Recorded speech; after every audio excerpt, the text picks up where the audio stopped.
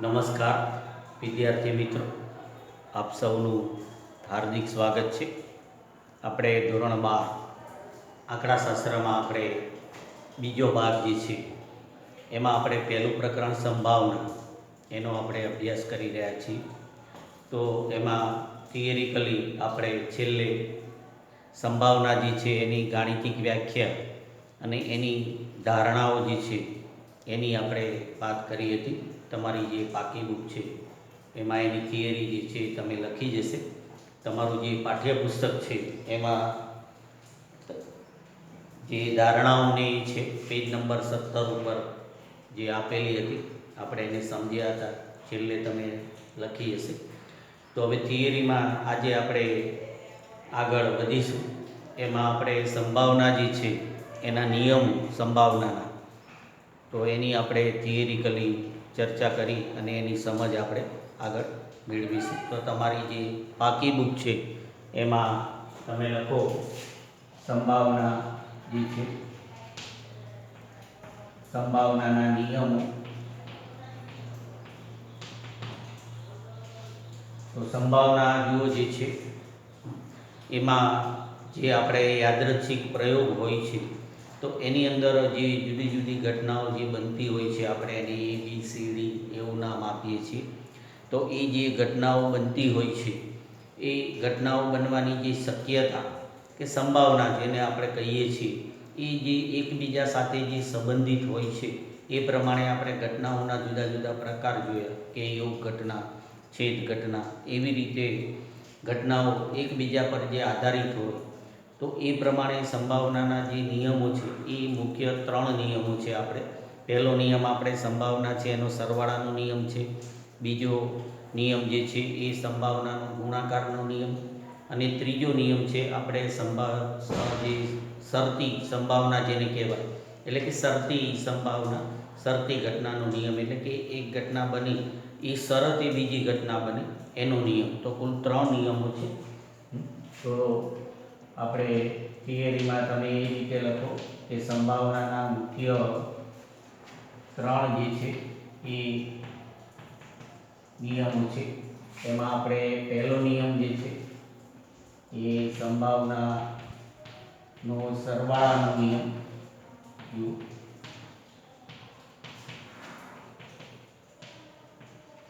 પછી બીજો નિયમ આપણે સંભાવનાનો ગુણાકારનો નિયમ.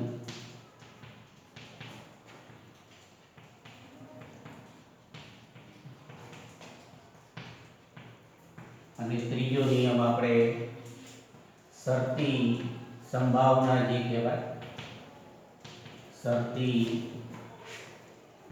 સંભાવનાનો નિયમ. તો આ રીતે સંભાવના જે છે, સંભાવનાનો જે ખ્યાલ છે એની સાથે સંકળાયેલા મુખ્ય આપણે 3 નિયમો છે. પહેલો સરવાળાનો નિયમ, બીજો ગુણાકારનો નિયમ અને ત્રીજો આપણે શરતી સંભાવના એટલે કે શરતી ઘટનાનો નિયમ. તો આ 3 નિયમો છે. પણ આપણે જે અભ્યાસક્રમમાં આપણે જે ઘટાડો થયો છે તો એ પ્રમાણે જે છેલ્લા આપણે 2 નિયમો છે, ગુણાકારનો નિયમ અને શરતી સંભાવનાનો નિયમ જે છે એની માહિતી જે છે એના વિશેના જે કંઈ આપણે પ્રેક્ટિકલમાંનો કે કંઈ દાખલા પણ જે કંઈ છે એ આપણે અભ્યાસક્રમમાંથી રદ થઈ ગયેલું છે, છેલ્લા 2 નિયમ. તો આપણે સંભાવનાનો જે સરવાળાનો જે નિયમ છે એને આપણે યોગ્ય રીતે સમજવાનો છે પ્રેક્ટિકલી. એટલે આપણે જે ઘટનાઓની આપણે જે આગળ વાત કરી કે જુદી જુદી ઘટનાઓ હોય યુમાં બનતી, ધારો કે આપણે 2 ઘટનાઓ હોય, ઘટના A અને B, તો એ બંને ઘટનાઓ જે છે એ આપણે એ બંને ઘટનાઓ યોગ ઘટના હોય એટલે કે ઘટના A બને અથવા ઘટના B બને એને આપણે યોગ ઘટના કહીએ છીએ. તો એ જ સરવાળાનો આપણો નિયમ છે. પણ એ રીતે આપણે એને ડિટેલમાં સમજીશું. પણ આ 2 જે નિયમો છે, જો સંભાવનાનો ગુણાકારનો નિયમ એટલે કે એ છેદ ઘટનાનો નિયમ છે. આપણે અભ્યાસક્રમમાં નથી પણ એની થોડી સમજ આપણે રાખવાની. ગુણાકારનો નિયમ એટલે કે છેદ ઘટના, એટલે કે ઘટના A બની અને ઘટના B બંને સાથે બની એવી હોય તો એને આપણે છેદ ઘટના કહીએ છીએ. એ છેદ B વડે આપણે એને દર્શાવીએ છીએ. તો એને સંભાવનાનો ગુણાકારનો નિયમ જે છે એ કહેવાય છે. અને પછી આપણે શરતી સંભાવનાનો નિયમ એટલે કે શરતી ઘટનાનો નિયમ, એટલે જે બે ઘટનાઓ આપણે હોય, ઘટના એ બની એ શરતે ઘટના બી બની, અથવા તો ઘટના બી બની એ શરતે ઘટના એ બની, તો એવી જે ઘટના છે એને શરતી ઘટના તરીકે ઓળખવામાં આવે છે. અને એનો જે નિયમ છે શરતી ઘટનાનો, તો એને શરતી સંભાવનાના નિયમ તરીકે ઓળખવામાં આવે છે. તો આ રીતે આપણે એ બે જે નિયમો છે એનો આપણે પરિચય મેળવ્યો છે. તો એ તમે ખ્યાલ રાખજો. એટલે આપણે સંભાવનાનો જે સરવાળાનો જે નિયમ છે, જુઓ પહેલો નિયમ સંભાવના, તો એને આપણે સમજીએ.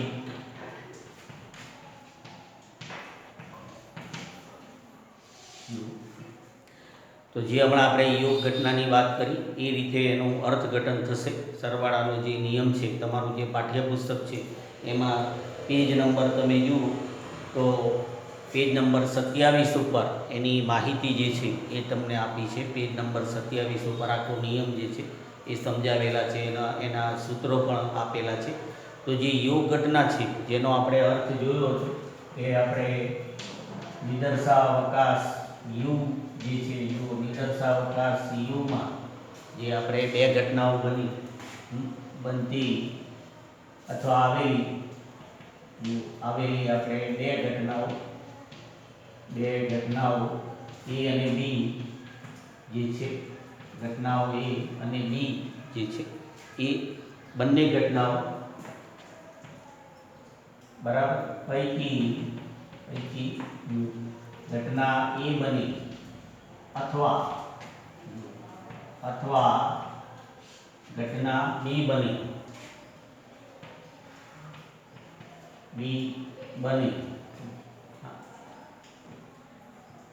એટલે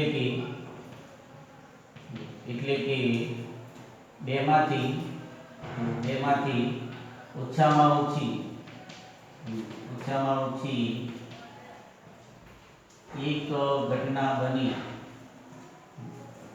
બેમાંથી ઓછામાં ઓછી એક ઘટના બની, તેને સરવાળાનો નિયમ જે છે એ કહેવાય છે.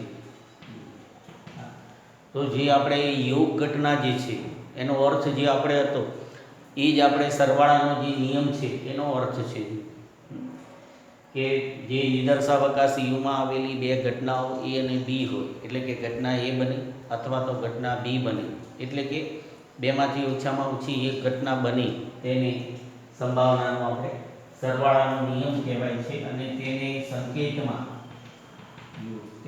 સંકેતમાં એ યોગ બી, જે આપણે યોગ ઘટના છે એ જ એનો સંકેત છે, એ યોગ બી વડે દર્શાવાય છે. તો આ રીતે આપણે સંભાવનાનો આ સરવાળાનો નિયમ છે. તો હવે એ યોગ બી જે છે, યોગ ઘટના એ યોગ બી ની સંભાવના મેળવવાનું આપણે હવે સૂત્ર જોઈએ. મેળવવાનું સૂત્ર આપણે જે નિયમ છે, તમારું જે પાઠ્યપુસ્તક છે એમાં પેજ નંબર 27 ઉપર નિયમ જે છે એની સાથે તમને સૂત્રો પણ આપેલા જ છે. તો ઘટના એ યોગ બી એની સંભાવના મેળવવાનું જે સૂત્ર છે એ આપણે આ રીતે આવશે. જુઓ કે P of A યોગ બી બરાબર P of A વત્તા P of B minus P of A છેદ B. તો સંભાવનાનો જે સરવાળાનો નિયમ છે કે જુદી જુદી બે ઘટનાઓ હોય અને એ અથવામાં જો બનતી હોય કે ઘટના એ બને અથવા ઘટના બી બને, તો એનું આ સૂત્ર જે છે એ ખાસ ખ્યાલ રાખજો. એને લગતા આપણે દાખલા પણ આવશે. તો બે ઘટનાઓ માટે સરવાળાનો નિયમ છે એ મેળવવાનું જો આ સૂત્ર છે, P of A વત્તા P of B minus P of A છેદ B. હવે માનો કે આ બે ઘટનાઓ જે છે એ માનો કે પરસ્પર નિવારક હોય, એટલે કે એક સાથે બનતી ન હોય એવી હોય. પરસ્પર નિવારક એટલે શું કે A છેદ B બરાબર ખાલી ગણ હોય, તો આપણું સૂત્ર શું થાય? માત્ર આપણે E of B બરાબર P of A વત્તા P of B થાય. એટલે કે બંને ઘટનાઓ જે છે એ એક સાથે ન બનતી હોય, તો એ રીતે થશે. એટલે આપણે એ રીતે અહીંયા લખીએ કે જો ઘટનાઓ જે છે, ઘટનાઓ એ અને બી જે છે એ પરસ્પર નિવારક હોય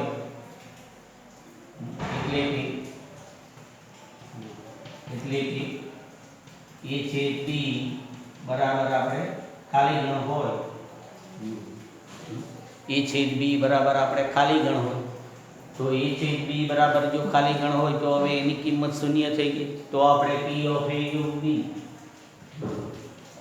યોગ બી બરાબર આપણે શું થયું, તો પી ઓફ એ વત્તા પી ઓફ બી, તો એમ જ થશે. તો એ છેદ બી ઘટના જે બાદ થાય છે એ આપણે બાદ થશે. તો આ રીતે સંભાવનાનો જો સરવાળાનો જે નિયમ છે એમાં બે ઘટનાઓ માટેનું આપણે સૂત્ર લખ્યું, અને એ જો ઘટનાઓ પરસ્પર નિવારક હોય તો એનું સૂત્ર આપણે જોયું. હા, તો જે પહેલો સરવાળાનો નિયમ છે એ આપણે સમજી રહ્યા છે. જે બીજો અને ત્રીજો નિયમ છે એ આપણે અભ્યાસક્રમમાંથી રદ થઈ ગયું છે, એટલે એ તમારે નોટ કરી લેવાની. બરાબર. તો જે યુની અંદર આપણે જોયું કે જો એ બે ઘટનાઓ હોય તો એનું સૂત્ર શું થાય છે, અને એ રીતે આપણે જો ત્રણ ઘટનાઓ હોય આગળ એ રીતે લખો કે આપણે નિદર્શાવકાશ જે યુ છે, યુમાં આપણે એ બી અને સી, યુ એ બી અને સી એમ ત્રણ ઘટનાઓ હોય, ત્રણ ઘટનાઓ માટે આપણે આ સૂત્ર જે છે સરવાળાના નિયમો, તો આપણે એ સૂત્ર શું થશે કે પી ઓફ એ યોગ બી યોગ સી બરાબર આપણે આ રીતે થશે, પી ઓફ એ વત્તા આપણે પી ઓફ બી વત્તા આપણે પી ઓફ સી, જે બે ઘટનાઓ માટે આપણે સૂત્ર લખી.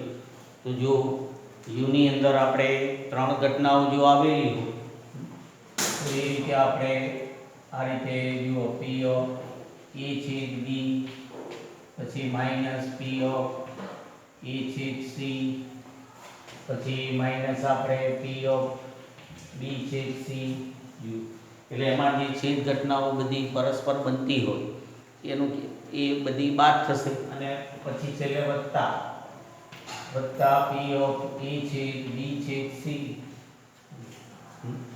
તો જ્યારે ત્રણ ઘટનાઓ હોય તો એનું જે સૂત્ર છે એ ખાસ આ રીતે ખ્યાલ રાખજો.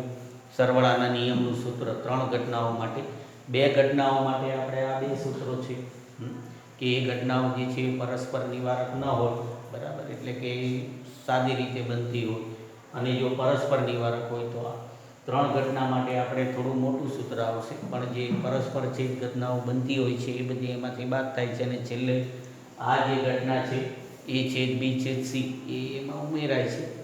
અને આ જે ત્રણ ઘટનાઓ છે જેમ આપણે અહીંયા લખ્યું એમ કે જો ઘટનાઓ જે છે એ આપણે એ બી અને સી એ આપણે પરસ્પર નિવારક હોય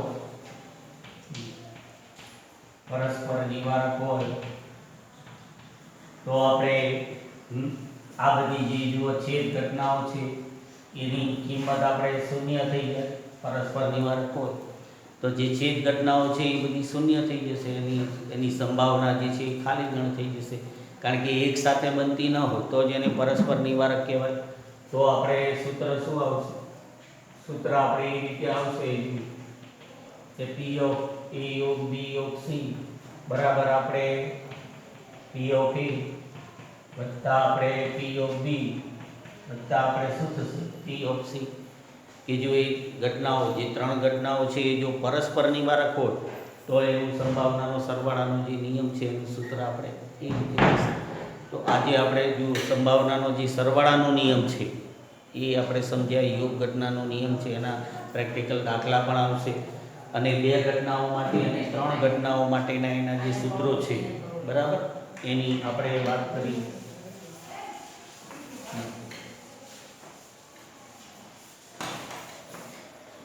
તો હવે આપણે જે સંભાવનાના જુઓ ત્રણ નિયમો છે ખ્યાલ રાખજો.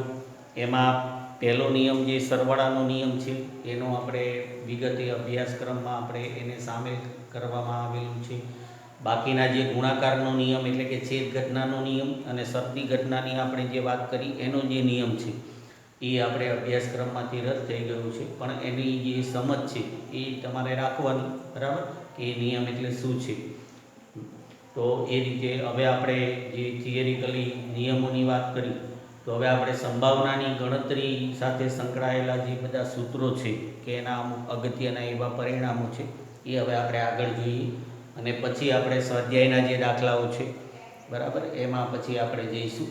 તો આગળ તમારી બુકમાં એ રીતે મથાળું લખો છો કે સંભાવના જે છે, સંભાવનાની ગણતરી જે છે એના સૂત્રો અને અગત્યના આપણે પરિણામો એના જે છે સંભાવના સાથે સંકળાયેલા, તો એને આપણે સમજીશું.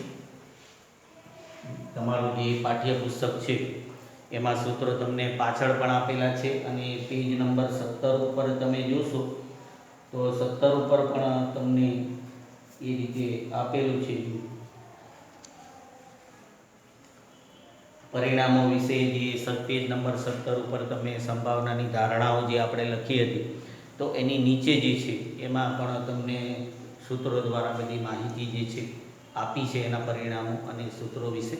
તો સૌપ્રથમ આપણે કોઈ ચોક્કસ ઘટના હોય, યુની અંદર કોઈ ચોક્કસ ઘટના આપણે બનતી હોય, એટલે ચોક્કસ ઘટના આપણે એ બી સી ડી એવી જે કોઈ ચોક્કસ ઘટના હોય એ બી કે સી, તો એ મેળવવાનું આપણે સૂત્ર જે છે એ આપણે સૌપ્રથમ જોઈએ. જે આપણે સંભાવનાની ગાણિતિક જે આપણે વ્યાખ્યા કે અર્થ લખ્યો હતો, તો એમાં આપણે જોયું કે કોઈ ચોક્કસ ઘટના એ હોય કે બી હોય કે સી હોય, તો એ મેળવવાનું સૂત્ર આપણે શું છે કે P ઓફ A બરાબર આપણે m ભાગ્યા n છે. એટલે m એટલે જે ઘટના એની સંભાવના આપણે મેળવવાનું હોય, તો ઘટના એના સાનુકૂળ પરિણામ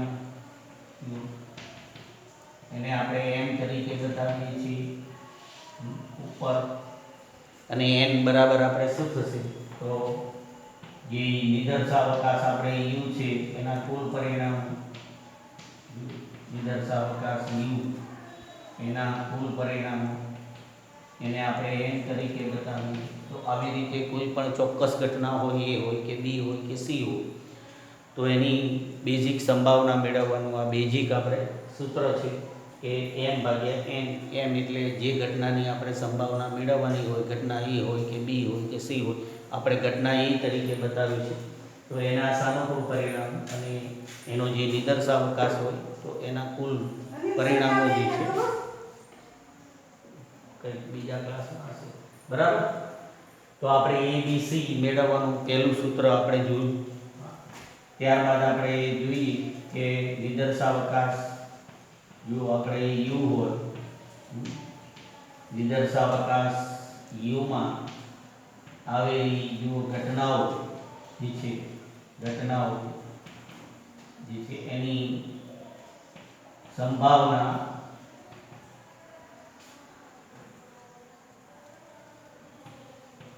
સંભાવનાનું કુલ મૂલ્ય જે છે, કુલ મૂલ્ય આપણે 1 થાય છે, 1 થાય છે.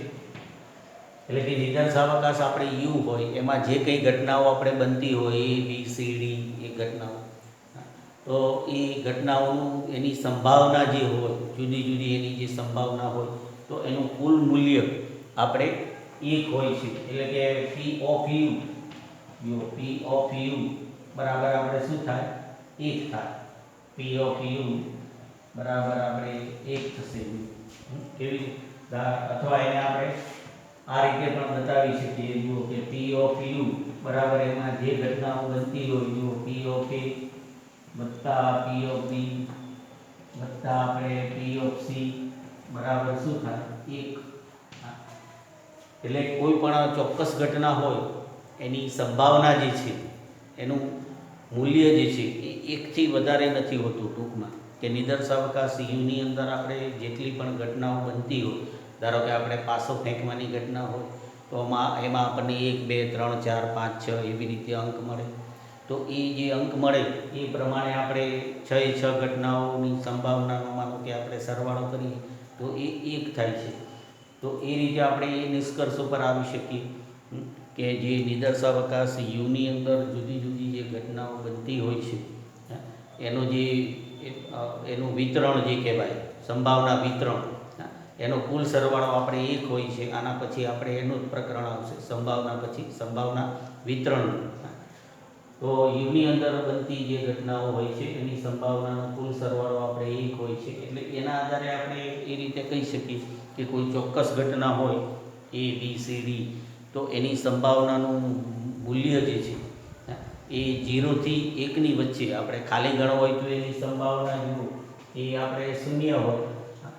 તો એ રીતે આપણે આગળ સૂત્રમાં જઈએ.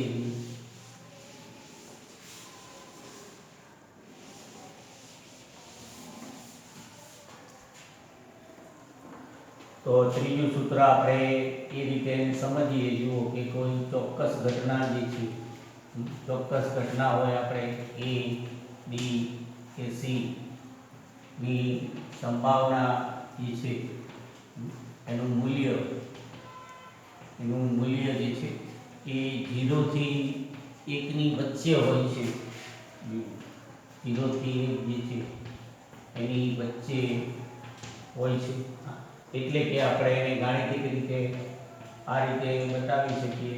એટલે કે 0 લેસ ધેન આપણે માનો કે ઘટના એ હોય તો P of A less than 1. તો આ પણ એક વસ્તુ જે છે એનો તમારે ખ્યાલ રાખવાનો કે કોઈ એવી ચોક્કસ ઘટના હોય A, B કે C હોય તો એની સંભાવનાનું કુલ મૂલ્ય જે છે એનો વિસ્તાર જે છે સંભાવનાનો, કોઈ પણ ચોક્કસ ઘટના છે એની આપણે સંભાવના મેળવીએ તો એનો જવાબ એટલે કે એનું મૂલ્ય એ આપણે 0 થી 1ની વચ્ચે હોય છે. એટલે કે આપણો જવાબ જે છે 1 કરતાં મોટો કદી હોતો નથી. જો આપણે ગણતરીમાં ભૂલ કરી હોય તો આ એવું બનવા સંભવ છે કે ભાઈ આપણો જવાબ કેમ 1 કરતાં મોટો આવ્યો.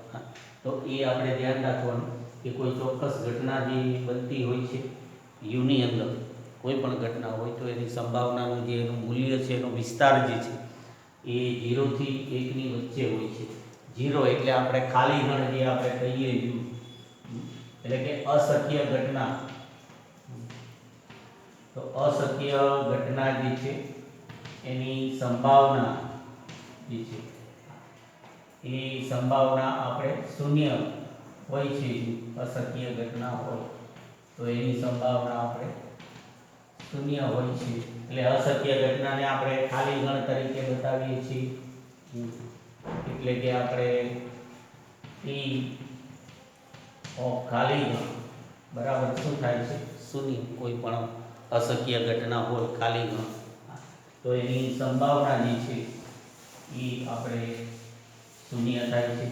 તો આપણે સંભાવના કોઈ પણ ચોક્કસ ઘટના હોય એની આપણે સંભાવના મેળવવી હોય તો એનું બેઝિક સૂત્ર આપણે જે m/n છે.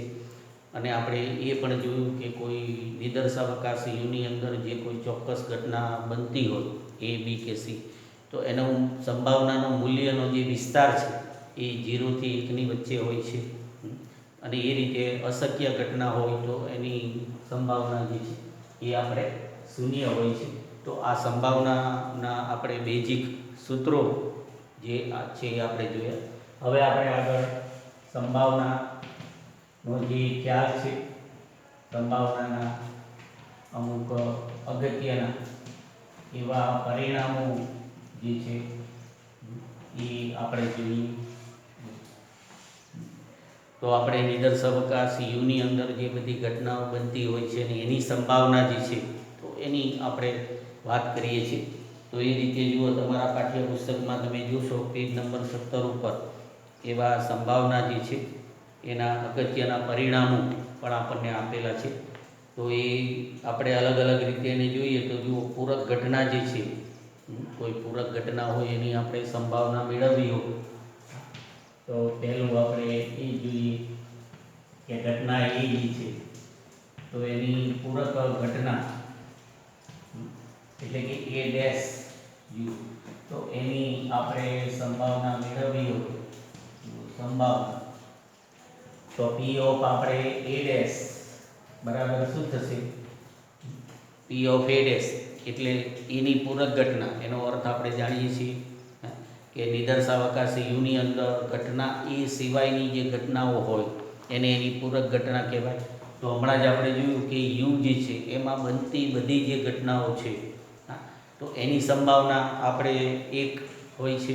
તો એ પ્રમાણે આપણે એની સંભાવના જે છે કે જે પી ઓફ યુ કે આપણે એને એક વડે બતાવીએ તો 1 માઇનસ પી ઓફ એ એનું સૂત્ર આપણે એ રીતે થશે.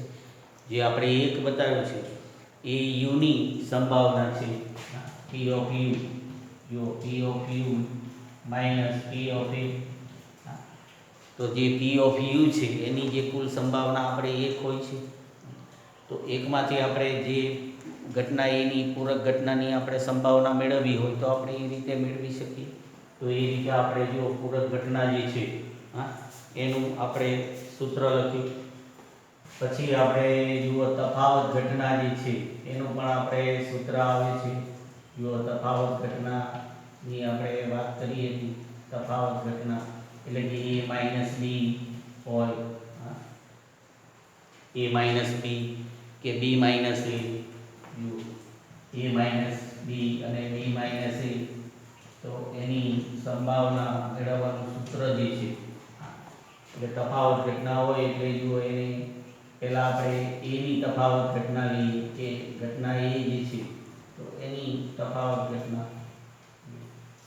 ઘટના એ માઇનસ બી.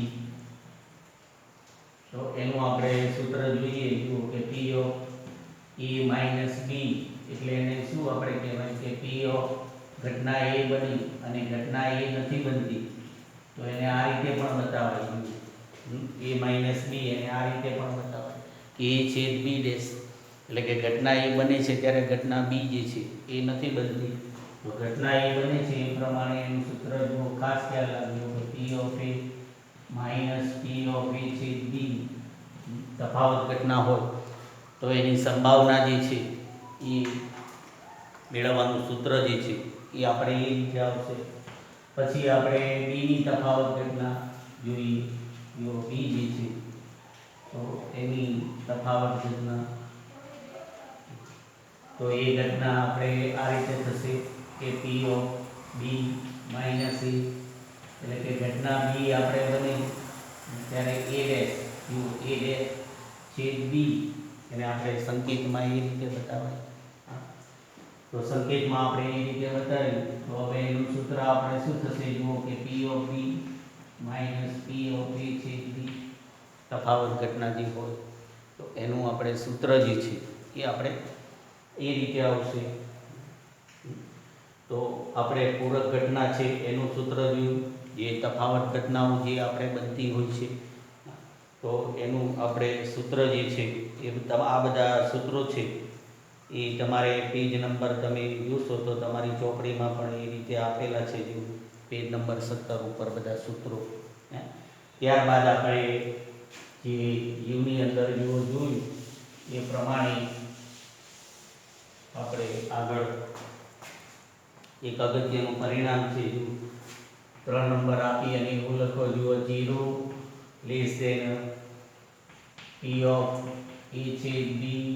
જુઓ લેસ ધેન આપણે પી ઓફ એ જુઓ less than P of A of B અને less than P of A વત્તા આપણે પી ઓફ બી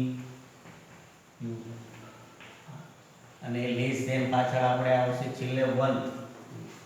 તો આ આપણે શું છે કે જે હમણાં જ આપણે વાત કરી કે નિદર્શાવકાશી યુ હોય એમાં બનતી બધી જે ઘટનાઓ હોય જે કંઈ છેદ ઘટના યોગ ઘટના બધી જે ઘટનાઓ બનતી હોય છે એ બધી એના ઉપગણમાં બનતી હોય છે. એટલે એ બધી ઘટનાઓ એક કરતાં જે નાની કે મોટી હોય તો એનો એક સંબંધ બતાવે છે યુ કે કઈ ઘટના કોના કરતાં નાની હોય છે. તો એ છે બી ઘટના 0 પછી 0 એ આપણે અશક્ય ઘટના બતાવે છે. પછી છેદ ઘટના પછી પી ઓફ એ કોઈ ચોક્કસ ઘટના પછી એ યોગ બી જે છે એ એના કરતાં મોટી હોય. તો તો એવી રીતે આપણે ઘટનાઓ જે છે એના સંબંધો એકબીજા સાથે આપણે બતાવી શકીએ છીએ. આપણે એ રીતે એના સંબંધો બતાવી શકીએ જુઓ કે એ છે બી જે ઘટના છે એ પી ઓફ એ કરતાં નાની હોય છે ઘટના, બરાબર.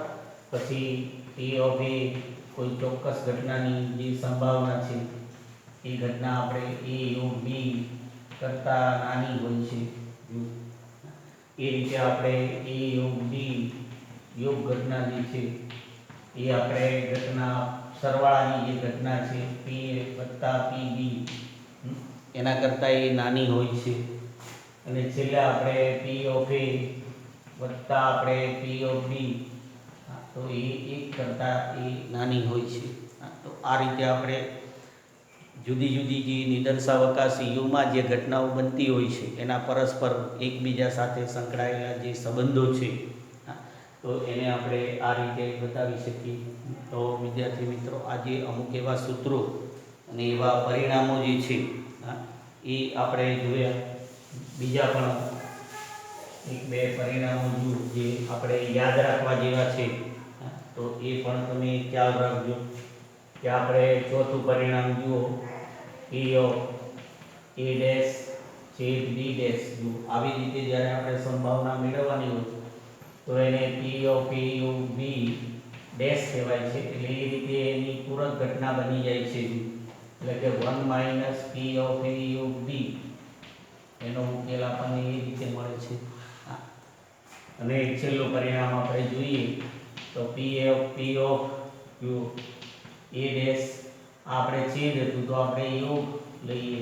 યોગ તો પૂરક ઘટનામાં આ યોગ છે તો એ આ રીતે છેદ થઈ જશે. એ છેદ બી ડેશ આપણે થઈ જશે, બરાબર. એની પૂરક ઘટના જે કહેવાય એ રીતે થઈ જશે. તો એનો જે જવાબ છે એ આપણે એ રીતે આવશે, 1 માઇનસ પી ઓફ એ છેદ બી એમ આવશે. તો આવા બધા જે પરિણામો છે એ પણ તમને સાથે જુઓ પેજ નંબર 17 ઉપર આપેલા જ છે. તો જ્યારે આપણે પ્રેક્ટિકલ દાખલા ગણીએ ત્યારે આ બધા પરિણામો છે એ આપણે ધ્યાન રાખીશું. તો આજે આપણે સંભાવના સાથે સંકળાયેલા જુઓ બધા સૂત્રો અને અગત્યના પરિણામો આપણે જોયા. હવે આપણે ફરી મળી ત્યારે આપણે સ્વાધ્યાયના જે દાખલા છે એ આપણે શરૂ કરીશું. સ્વાધ્યાય 1.1 પણ જે કંઈ આજે થિયરીનો આપણે અભ્યાસ કર્યો છે એ તમારી પાકી બુકમાં એને બરાબર સમજી, પાઠ્યપુસ્તકને આધારે સમજી અને ચોક્કસ લખી નાખજો. અને અભ્યાસ જે છે એ નિયમિત કરતા રહેજો. અસ્તુ, આભાર અને ધન્યવાદ.